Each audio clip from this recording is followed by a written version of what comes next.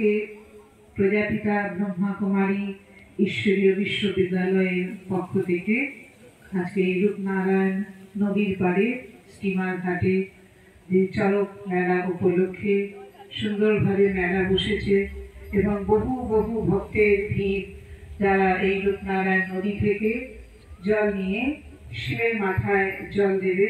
এই বিশেষ দিনটি তার এত শ্রদ্ধা ভরে, এত ভক্তি ভরে পালন করছে।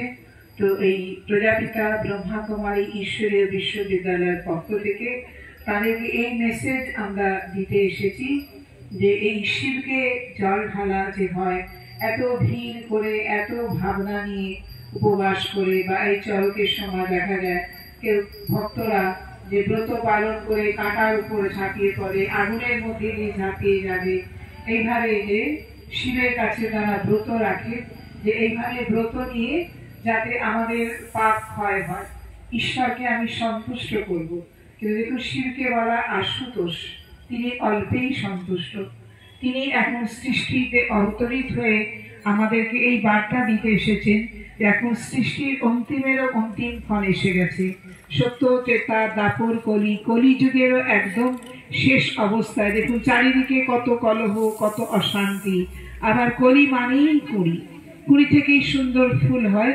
তো সেই রকম সুন্দর ফুলের দুনিয়া, সত্যযুগী দৈবী দুনিয়া, যেখানে ঘরে ঘরে মানুষের মধ্যে এত মধুর সম্পর্ক হবে, এত একতা হবে, পারস্পরিক এত স্নেহ সদ্ভাবনা সকলের মধ্যে থাকবে, সেই রকম দুনিয়া বানানোর জন্য যে দেখবেন শিবের আর এক নাম আছে নটরাজ, যে যিনি এই সৃষ্টির নাটকের রাজ জানেন। এই সৃষ্টির নাটকের অন্তিম অধ্যায় চলছে, এখন তিনি এসে আমাদেরকে জ্ঞান দিচ্ছেন যে তুমি সহজ পদ্ধতিতে যদি আমাকে স্মরণ করো, যেমন আমি বলছিলাম আশুতোষ, তিনি অল্পেই সন্তুষ্ট।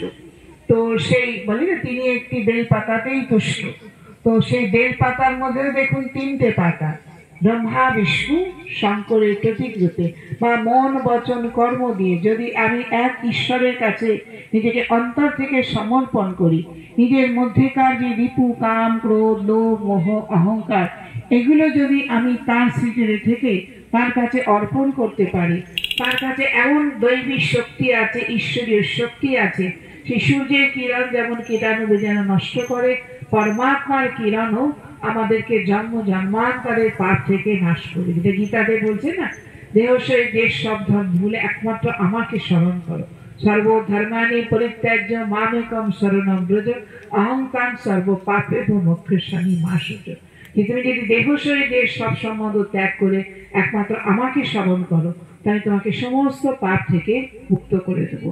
তো বর্তমানে এটাই সেই সময় চলছে, মানুষ বডি কনসিয়াসনেসে এসে, দেহ চেতনা বোধে এসে কতই না কি করে চলেছে, কিন্তু পরমাত্মা শিব বাবা তিনি নিজেও জ্যোতির্বিন্দু। আপনারা দেখুন যে শিবকে তিনটে দাগ দিয়ে মাঝখানে বিন্দু দেওয়া হয়, অর্থাৎ তিনি তিন কালের তিন লোকের জ্ঞান জানেন, আর তিনি জ্যোতির্বিন্দু।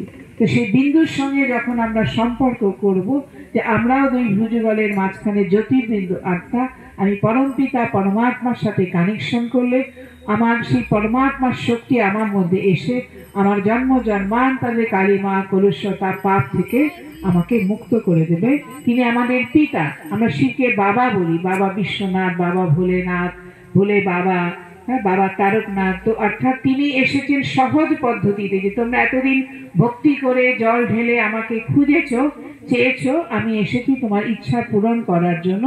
তুমি শুধু একমাত্র আন্তরিকভাবে আত্মা নিশ্চয় করে আমাকে স্মরণ করো, আমি জ্যোতির্বিন্দু পিতা তোমাদের, তার দ্বারাই তোমার পাপ বিনাশ হবে, তোমার জীবন সুন্দর হবে, আমাদের পরিবার, আমাদের সমাজ, আমরা সারা দেশকে পরিবর্তন করতে পারবো। তো প্রজাপিতা ব্রহ্মা কুমারী ঈশ্বরীয় বিশ্ববিদ্যালয় এই কর্তব্যই করে চলেছে। আমাদের স্থানীয় শাখা পার্বতীপুর হ্যামিল্টন স্কুলের নিকট তমলুক শাখা প্রজাপিতা ব্রহ্মা কুমারী ঈশ্বরীয় বিশ্ববিদ্যালয়। আপনি সম্পূর্ণ বিনামূল্যে এই শিক্ষা গ্রহণ করতে পারেন। নিজেকে জানা, ঈশ্বরকে জানা, ঈশ্বরের সাথে কি করে যোগ যুক্ত, সমস্ত তথ্য আপনি এখানে এলে জানতে পারবেন। ওম শান্তি।